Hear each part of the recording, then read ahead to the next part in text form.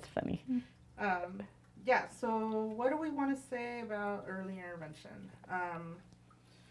Let's think about so the whole early intervention process. Do you want to walk someone through that process? Well, I was just going to focus on the value of it for me and for Aiden, but I could walk people through the process. But my process was different because Aiden was 2.5. Mm-hmm. Um, Tell me a little bit about your process then, okay, how that came about. so he was diagnosed in May, Okay. and it was a shock to me because I was the first person in my family to lose hearing as a child, and I had had a lot of ear infections. So I just figured if we took care of Aiden's ears, he would be fine. Um, so I just went into Columbia Regional and I said, "My son just got diagnosed with hearing loss, and I need him not to be isolated, and I need him to have help right away because I didn't get it." And so by July he had his aides, and Carol was coming over every week. Did So anyone tell you about early intervention beforehand? no, Okay. How no. did you find out about it? I went to Columbia Regional to get his aides, and that was just part of the package. Okay. And So with Columbia Regional, with that program, who pushed you to pursue that, to to go there? What made you go to Columbia Regional? just when they gave me the diagnosis, they said, "Well, you can come here for your services, or you could go to Columbia Regional." And Columbia Regional is literally like 10 blocks from here, and yeah, It was easier. it was way easier going up on the hills. Okay. At that time, I'd never been up on the hill before, except to have my eyes checked when I was 18. But yeah. And as far as early intervention, so Hmm. from the time that you marched down into their office to when Hmm. services started, was it like a prolonged period or was it a short span? No, it was pretty short. So because it was in May, we kind of knew that I had to get started before the end of the school year if I didn't want to wait for summer. So so within a week, I was doing the evaluations for early intervention, and then within like 3 weeks, we had early intervention started. And with And early then intervention, what what services were offered as part of the early intervention overall umbrella? just I was just told a weekly visit and support from that person, and then help when he was ready to go to preschool, and that it would be all at home when he was little, and then once he was 3, it would be mostly based at his preschool. Um, and then we did I told her that connections with other families was really important to me, and she said, "Well, I can offer you to come to the park with me and meet some families at the park, or I can give your phone number out to other families or ask them if they would be willing to do that." So I met 2 other families that way through the early intervention specialist. Um, and one of them was connected with Hands and Voices, and then that's how I got started with Hands and Voices and doing the community. We planned different community events, so I was on that committee. Um, and so with early intervention, them coming to your home, Hmm. were there any like uneasy feelings? Did they make you feel assured that everything was going to be okay? What Yeah. are your thoughts on the home visits from them? For me, it was easy in that I could see that my son loved having the attention and having somebody come, and she brought different books and games, and then it was tricky because my son had taught himself to read really early, and so she would say, what is this? And she'd play a sound and he would read what it was. I was like, oh, cow. And like, oh, I have to cover, oh, I'm not used to, she had to modify her way of doing early intervention to like cover over some of the words and things. Um, and she had different toys that made noise. And so uh, he had fun. And then she could hear things with his speech that I didn't hear at all.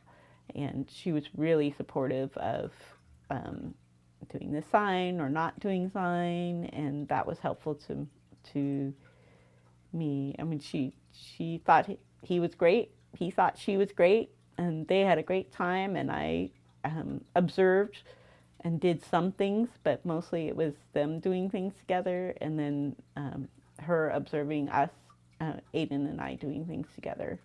So it was always really comfortable. We always looked forward to her visits, and um, yeah, we were. And when we needed help later on, she was the person that I called to say, no, we something else is going on here. We need help with the diagnosis. And said, okay, let's. You can do this. You know, you've done this before. You can do this. And yeah, I still treasure our friendship and our time together. So you could sum up that the overall process of home visits was a positive one. Yes, right from the first time. So you want to reiterate that? Right from the first time, our home visits were fun and positive. Aiden looked forward to her coming. I looked forward to her coming. She seemed to enjoy herself when she was here, and so that's the home visits were fun and worth it for sure. Um, with early intervention services, once you were done with them, how, I guess, how do I question? How was the transfer from early intervention Intervention to early childhood special education? Yes, Yeah, thank you. yeah. So we didn't have early intervention for a super long time because my son was 2.5 when he was diagnosed. But she let us know right away, right at the first visit, that I'm here for you and I'll be there.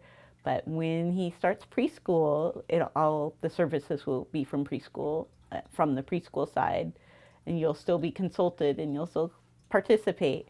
But I won't be teaching you. I'll be teaching his teachers how to work and interact with him best. So that was pretty smooth. She helped us get into Head Start, which was really helpful because it was an established program. It was right down the street from us. We could walk there, and it was a really good thing.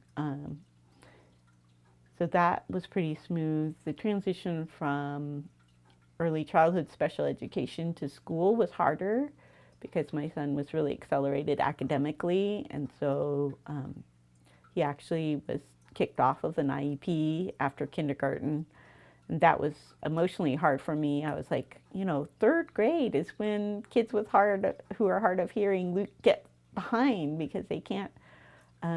It goes from group instructions to the teacher talking in front, and you have to listen and you have to get instructions or read for, it's just different.